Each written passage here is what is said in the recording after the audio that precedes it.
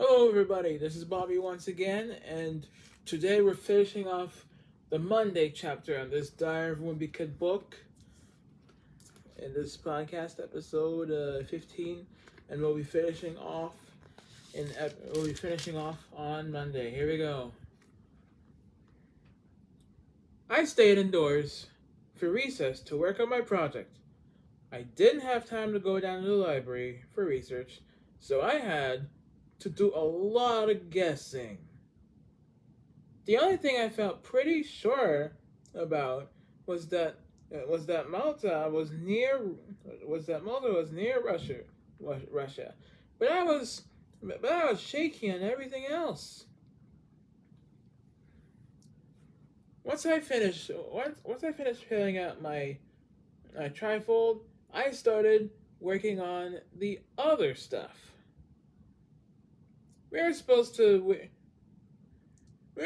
wear our country's traditional dress for the international showcase. So on the way to lunch, I picked out some clothes from the lost and found in front of the principal's office. Luckily, there were a few decent items in the box, and I put together an outfit that looked pretty convincing. Everyone was supposed to bring a traditional meal too. At lunch, I at lunch I bought as many items as I could afford, and threw something together that seemed like it might have come from another country. Meatloaf.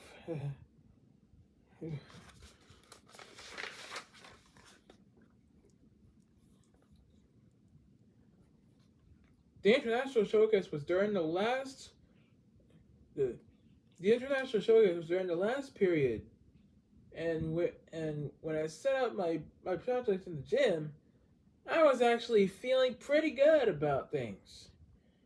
But when I got but when I wish I got inside a country where they were lighter clothes, because the furnace was still on full blast. The heat was getting to some other kids too, and the tempers were starting to flare. At one point, Brazil and Brazil and Bulgaria. Bulgaria. This hard is word is pretty hard to read. I mean, with the book here, it is spelled Bulgaria. Bulgaria, whatever it's pronounced, gonna fight over table space, and a teacher had to come break it up. Break it up! Yeah, break it up right now! You see, the teachers are mad. Oh my god, this book is so epic. Break it up right now! You know, if you get into a fight in school, you know, we can't be doing that. You know, who here is all. Uh, say yeah if you've been in a fight in school before, or say no in the comment section if you have not. leave me a comment whether or not if you've ever gone into a fight at school like this one here, like this fight here in the book. Well, as far as I know, I have not. I've never gone into fights in school. I was a nice person. I was just continue reading the book. Kids coming from the elementary school check at our projects and ask questions, but all I had to do was get them to move along. Was to pretend that I only spoke Maltese. How many people live in your country? Gay? Oh. After that, the parents. After that, the parents started to arrive. Luckily, mine couldn't. Luckily, mine couldn't come because Dad was at work and Mom was at her college. But some kids in my grade has a mom and dad who are actually from Malta, which was really bad luck for me.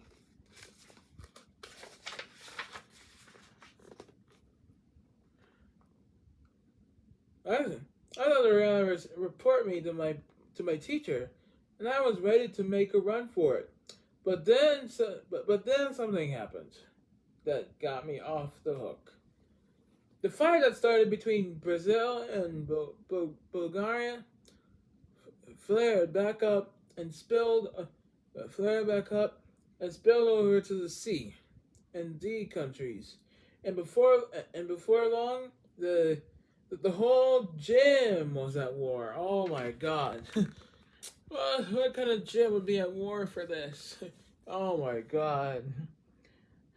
Luckily, the luckily the bell rang and the school got dismissed before anyone got seriously hurt.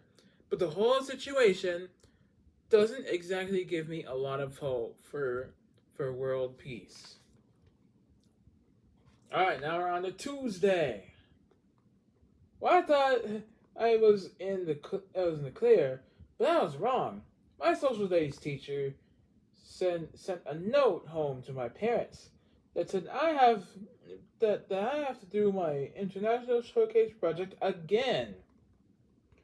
Oh, this kid has to do his project again when he finished it because he probably didn't do it right, or he probably didn't do it at all. So Mom said I can't watch TV or play video games until I finish. Until I finish. Uh, so Mom said I can't watch TV or play video games until I finish. I figure I could probably get to. I feel like I could probably get this thing done by Saturday, but it won't matter anyway. That's because Mom is making me and my brothers have screen-free weekends. Mom thinks us kids are addicted to electronics, and they're the reason we misbehave.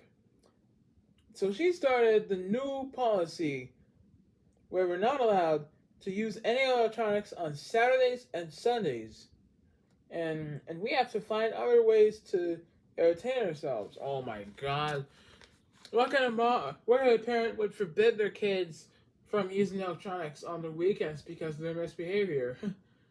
Well, you just gotta they could promise. I don't want kind of parents are these, honestly, uh, but uh, but you can say your thoughts in the comments below on what punishment you got as a kid when you misbehaved. Was it no electronics for a week, or was it no screen time for a week, or no, or whatever it is? Did you? All right. Next page. What really stinks is that when mom catches us behaving on the weekends, she thinks it's proof that screen-free weekends are working. So lately, me and Roderick have been remembering. Sorry about the notifications. I'll try to mute them next time. Let's start reading. So lately, me and Roderick have been remembering to misbehave on Saturdays, so Mom doesn't think her no electronics policy is working. And Manny joins in too because I guess he likes to do whatever his big brothers are doing. Mom says kids these days don't know how to interact with one another because we're always staring at our screens. So she's been working with me and Rogic on our social skills. One thing Mom's always trying to get me to do is to look at her to look at her in the eyes. When I'm talking to her, I can do the I can do that for a little while, but after seconds, it just got too weird. Yeah. So tell me about your day. It was ah, oh my god! Listen to that. How was your day? It was oh. latest thing mom's been the latest thing mom's been making me do is practice shaking hands with dad, but that's awkward for both of us.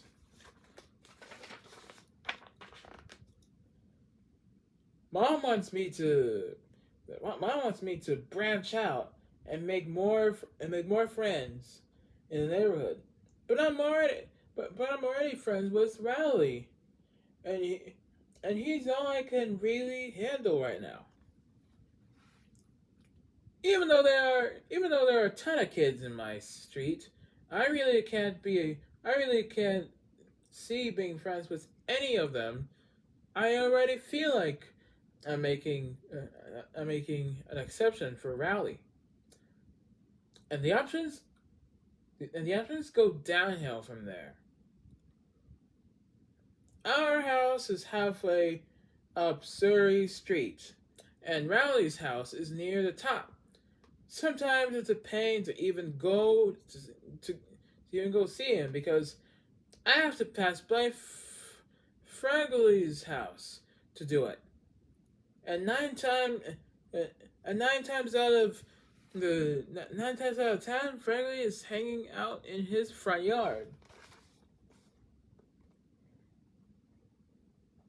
Across the street from Fragley is Jacob Hoff, but he almost never comes outside because his parents are always making him practice the clarinet. Wow, what kind of parents won't let their kids outside of the house because they gotta practice an instrument? My gosh, parents are punishing their kids in silly ways, especially in the Diary of Wimp Kid books. I I hear about and the one I'm reading right now.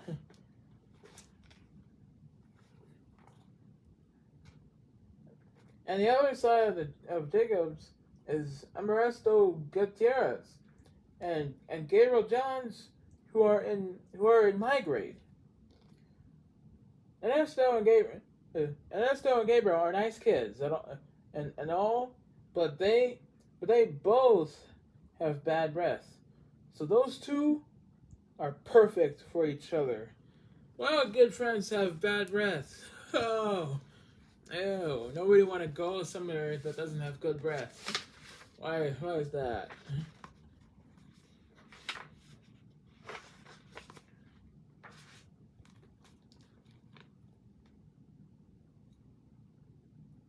Two doors down from me is David Marsh, who's really into Carrie. He's really into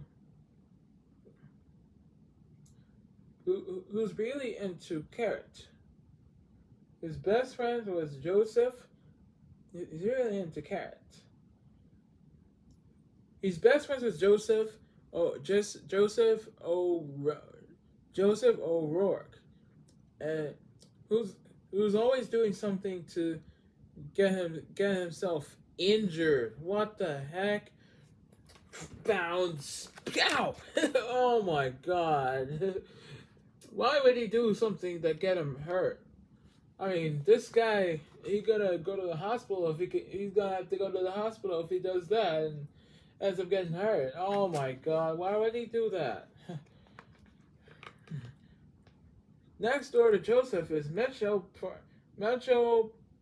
Pickett, who makes a he makes a killing selling pre-made snowballs in the winter. And mark my words, one day that kid's gonna be a millionaire. Oh my gosh, look. And listen, he's gonna be a millionaire. Oh my, she wants to be a millionaire. Oh, she wants to be a millionaire growing up. Mitchell lives next to a a boy 1 year younger than me, who everybody calls Speed Bump. But people still care of him because he is because his two older brothers are already in jail. Oh my God! So he steers clear of so they people still care from them because his brothers are in jail. Who knows what they did?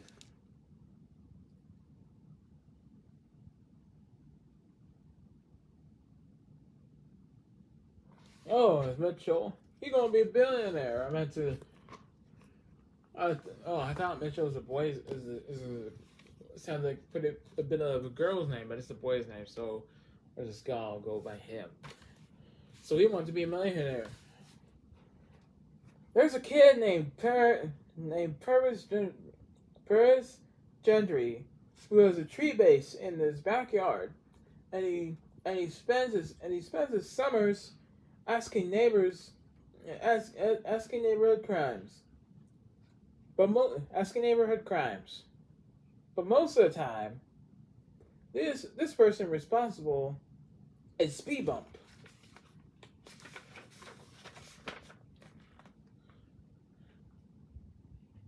There's a duplex three quarters of the way down the hill. The two families who live in it hate each other. Well, the families hate each other, especially the book.